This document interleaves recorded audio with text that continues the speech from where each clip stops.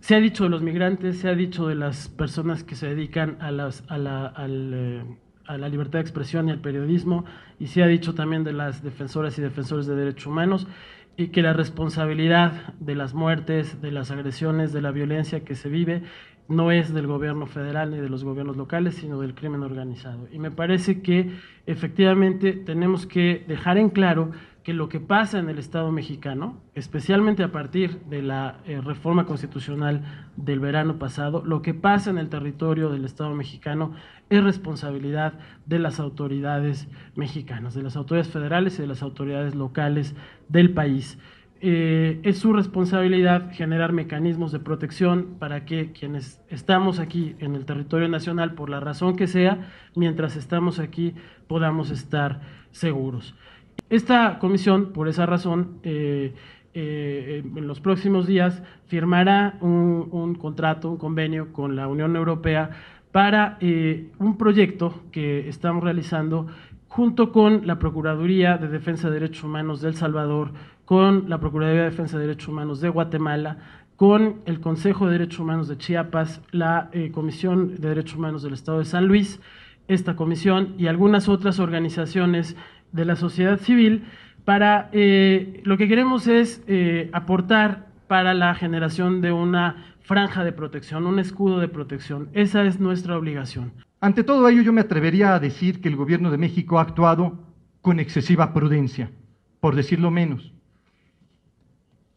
¿Y cómo no sería así si en México somos testigos de que en los últimos años hemos visto cómo se ha pasado de abusos de por sí deplorables contra los migrantes a la comisión de delitos como el robo, la extorsión, la desaparición, el secuestro y hasta la masacre de migrantes? Por todo ello, es importante destacar que si bien es fundamental que se haga una cirugía mayor en el Instituto Nacional de Migración, porque en muchas ocasiones son los agentes del instituto quienes están involucrados en esta cadena delictiva, también debemos señalar que no es un problema que deba de entenderse y atenderse de manera exclusiva y solamente interna del Instituto Nacional de Migración. Se requiere de toda la fuerza integral del Estado mexicano y de la corresponsabilidad de sus instituciones. Esta actual situación de la migración la caracteriza de manera evidente como una crisis humanitaria.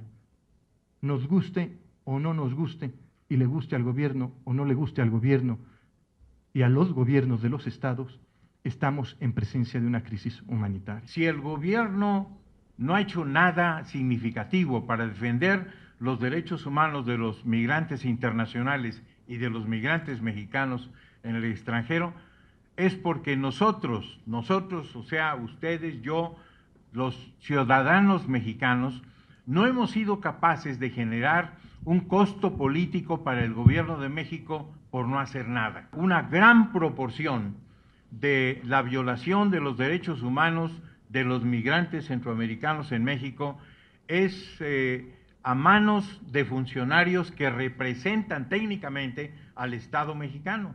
Los miembros del crimen organizado, como particulares, no son representantes del Estado, no son sujetos de responsabilidad de Estado.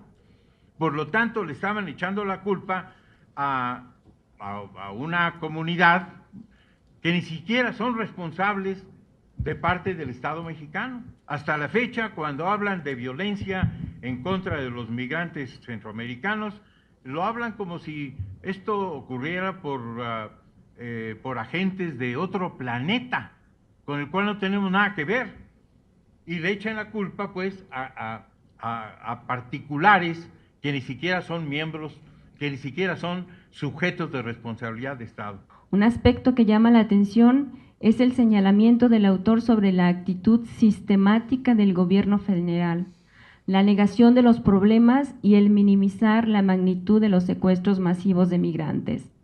Esa fue la tónica de la política del presidente Calderón hacia adentro y hacia el exterior de México. Esto agravó la vulnerabilidad de las personas migrantes. Al no ser reconocido el problema, menos puede ser solucionado. Al gobierno federal le ha importado más su imagen que la vida de las personas migrantes y transmigrantes. Después de la masacre de San Fernando en Tamaulipas, pensamos que cambiaría la actitud oficial, dado que ya se había evidenciado la realidad de los migrantes, pero no fue así. Continuó la negación oficial. Si en algo tenemos que pensar ahora, gane quien gane y sea presidente quien sea presidente el 1 de diciembre, es la enésima exigencia que Jorge Bustamante conoce bien, la enésima exigencia para que el gobierno mexicano de una vez por todas intente llevar a efecto una política seria, multilateral en materia de migración.